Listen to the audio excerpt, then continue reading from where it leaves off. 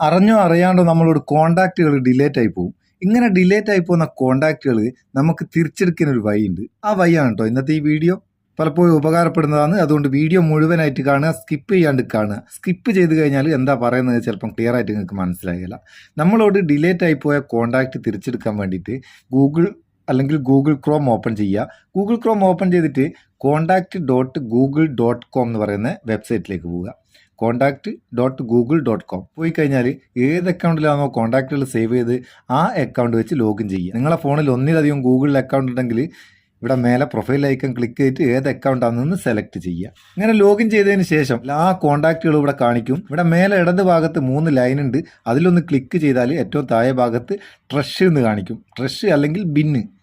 ഈ ട്രഷിൽ നമ്മൾ ഡിലേറ്റ് ആക്കിയ കോൺടാക്റ്റ് ഇവിടെ ഉണ്ടാവും. അത് അവിടെ നിന്ന് സെലക്ട് ചെയ്തിട്ട് പെർമനൻ്റ് ആയിട്ട് ഡിലേറ്റ് ആക്കണേ അങ്ങനെ ചെയ്യുക, അല്ലെങ്കിൽ റിക്കവർ ചെയ്യണേ അങ്ങനെ ചെയ്യുക. ഇവിടെ റിക്കവർ എന്നുള്ള ഓപ്ഷൻ ഉണ്ട്. റിക്കവർ കൊടുത്തു കഴിഞ്ഞാൽ ആ കോൺടാക്റ്റ് നമുക്ക് തിരിച്ച് സേവ് ആയിക്കോളും. പക്ഷേ ഒരു കാര്യമുണ്ട്, നമ്മളോട് ഡിലേറ്റ് ആയിപ്പോയതിന് ശേഷം 30 ദിവസം വരെയാണ് ഈ ട്രഷിൽ ഈ കോൺടാക്റ്റ് ഉണ്ടാവും. 30 ദിവസം കഴിഞ്ഞാൽ പിന്നെ നമുക്ക് തിരിച്ചെടുക്കാനാകില്ല. അപ്പോൾ സംഭവം ഓക്കെ അല്ലേ? ഈ വിവരം നിങ്ങൾക്ക് അറിയാനൊന്നുണ്ടെങ്കിൽ അറിഞ്ഞൂടാത്ത ആൾക്കാരുണ്ടായല്ലോ, നിങ്ങളെ ചങ്ങായിമാർ, അവർക്കൊന്ന് ഷെയർ ചെയ്ത് കൊടുത്തേക്ക്. വീഡിയോ ഇഷ്ടപ്പെട്ടെങ്കിൽ ഒരു ലൈക്കും കൊടുത്തേക്ക്. പാവം നമുക്കൊരു ബൂസ്റ്റ് ആയിക്കോട്ടെ. നമുക്ക് അടുത്ത വീഡിയോയിൽ നല്ല സെഗ്മെൻറ്റ് കാണാം. നിങ്ങളെ സ്വന്തം Muthoos Meppayyur. Thank you so much.